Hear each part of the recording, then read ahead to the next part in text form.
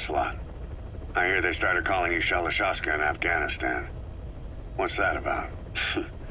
You know the term Sharashka? It's slang for a suspicious, hastily thrown together organization. The word became associated with a type of forced labor facility in the Soviet Gulag system. OKB scientists and engineers who'd been convicted of crimes were sent to a Sharashka for forced R&D. The Sharashkas were supervised by Lavrenti Beria of the NKVD, the secret police, under the official name 4th Special Department. Forced research? That's not very different from what we do here. Diamond Dogs is different. Everyone here believes in you. Regardless of where they came from or why they're here, they revere you. And they're fighting because it was their choice. And if it wasn't, they'd leave? Who knows? That's our reality here, whether it's real or not. If there's another truth, I don't want to know it. All that matters is that's the concept that's taken shape in their heads. The traces of a group ideology, our superstructure, to put it in Marxist terms. All right. Go on. Right.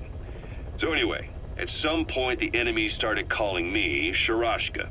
This was after the war in Afghanistan broke out. While I was keeping an eye on you in that hospital, I was also heading up interrogations here. The men I broke gave up their comrades and families, everything they wanted to protect them most. No real cause for it. I just let myself get caught up in the old Russian pride. And suddenly I received the honor of becoming Special Interrogation Advisor to the forced labor camps. But the more men I interrogated, the more people saw me as just that, the interrogator. It helped cover my real objective of keeping you safe. You went that far for me? Far enough to keep you alive. I ended up being pretty well known among the Afghan guerrillas. Some of them would have seen me on the battlefield. And that's how I got the second half of the name. Shashka. It's a sword, a type of saber from the Caucasus. Russian dragoons and Cossacks carried them into battle. Now the Russian Empire had a general by the name of Fyodor Arturovich Keller. His bravery earned him the nickname Russia's greatest Shashka. Someone must have known about that, because somewhere along the line, Shashka got stuck on the end of Sharashka. The guerrillas were using the name amongst themselves, and by the time I got to hearing about it, the pronunciation had wound up as Shalashashka. So half Gulag, half Hero's sword. Is a perfect fit. But you see how rumors and ideas about people can get out of hand fast. Once you create a character and put it out there in public mind, it warps and twists with every baseless rumor. And before you know it, all people see are phantoms. In my case, it works out just fine.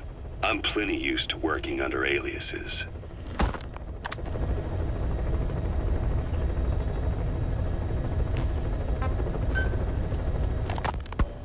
So SALT II still hasn't gone into effect? That treaty was drawn up to limit not just the size of the U.S. and Soviet Union's nuclear arsenals, but also their delivery systems. The whole deal. Just when we thought all those years of negotiations had paid off, somebody decides to invade Afghanistan. The timing couldn't have been worse.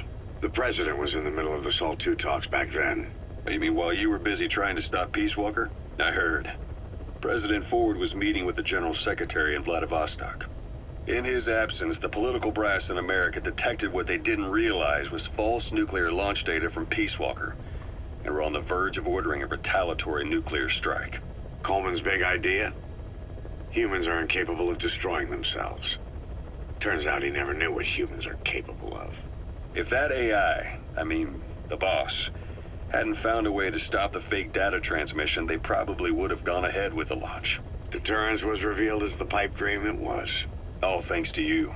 And her. The U.S.-Soviet talks looked set to fall through. What happened in Nicaragua no doubt helped trigger a change of heart. But in the end... The times define the politics. When you've grabbed their tail, they turn and bite your hand. I first met you 20 years ago now. The place was Selenouyarsk in the Soviet Union. We were enemies. I was with the GRU. You were still fighting for America. 1964. Operation Snake Eater. Its objective? The assassination of the legendary soldier known as the Boss. When you returned home successful, they awarded you the title Big Boss. Your CO, Zero, sought to carry on the boss's will by covertly establishing his own organization. You knew the original members from Operation Snake Eater. From America, there was David O, or as he was to you, Major Zero. Donald Anderson, aka Sigint, Dr. Clark, who went by paramedic during the operation, and the fourth, you. From China, there was Eva, and me, Ocelot, from the Soviet Union. 6 in total. To us, government notions of friend and foe were meaningless.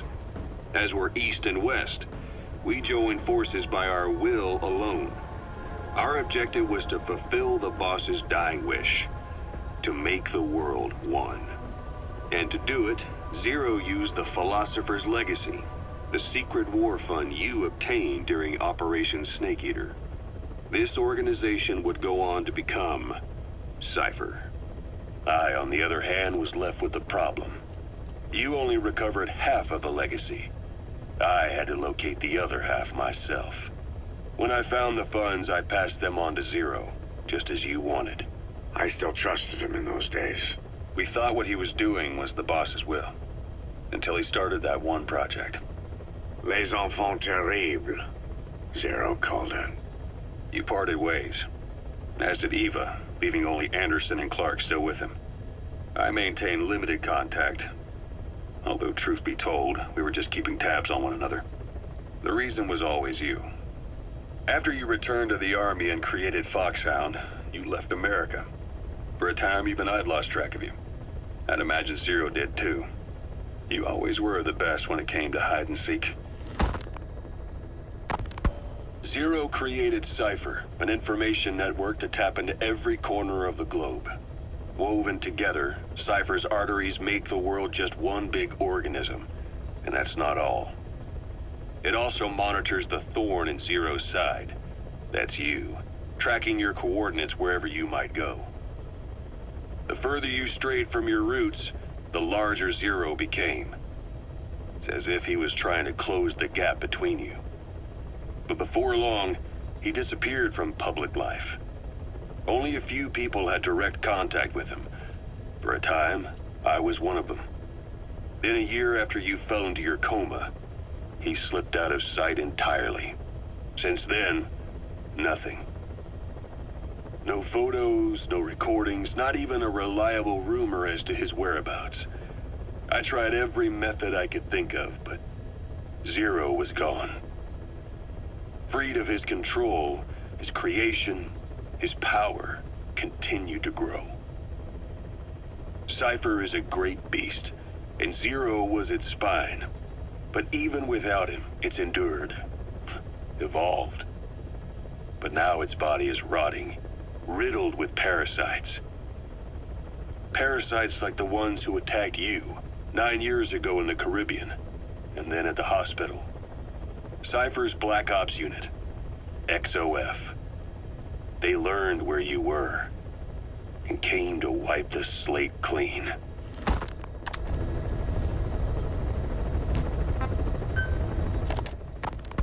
Christmas Eve, 1979. The Soviet Union rolled into Afghanistan. Muslims had revolted against the Soviet-friendly regime established the year before. The DRA forces could no longer contain it themselves, so the Soviets went in to intervene. The Afghan government was powerless and fraught with infighting. They lost the hearts and minds of the people, and that alarmed the Soviet leadership.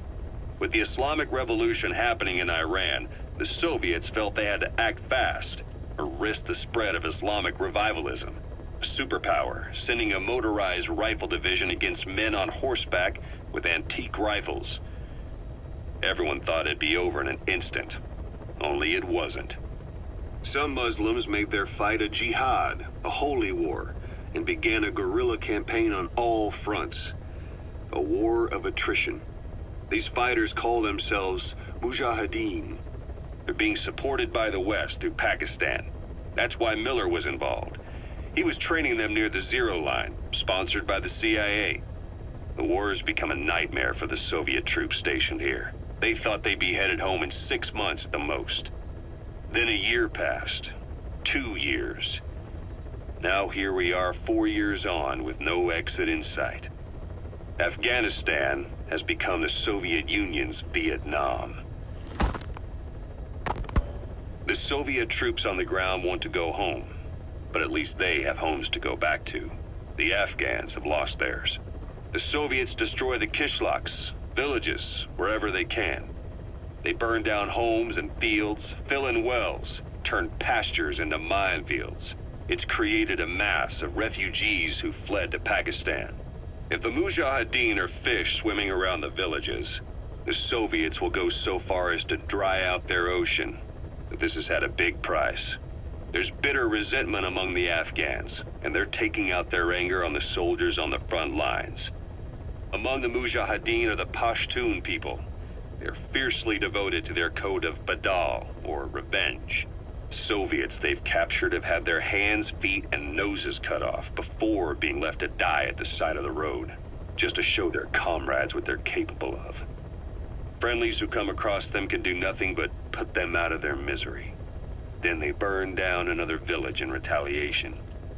And the cycle of vengeance goes on.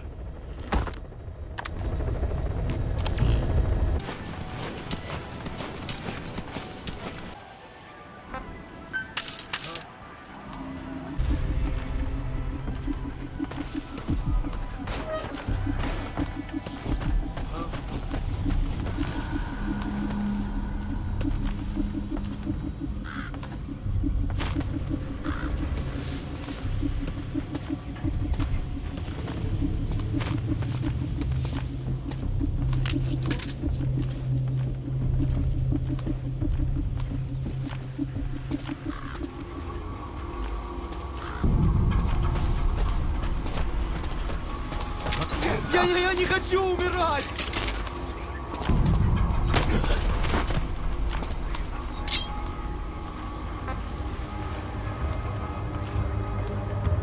Where are your friends? Understanding a language and being able to interpret from that language for somebody else are two different things. Juggling languages at a rapid-fire pace is more difficult than you might think. So, in other words, while I do speak Russian, don't expect me to do your interpreting.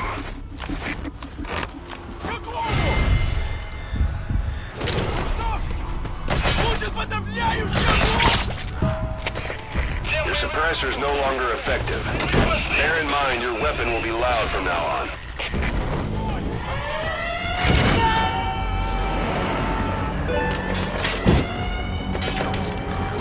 Got him. Anyone else? Что происходит? Что это?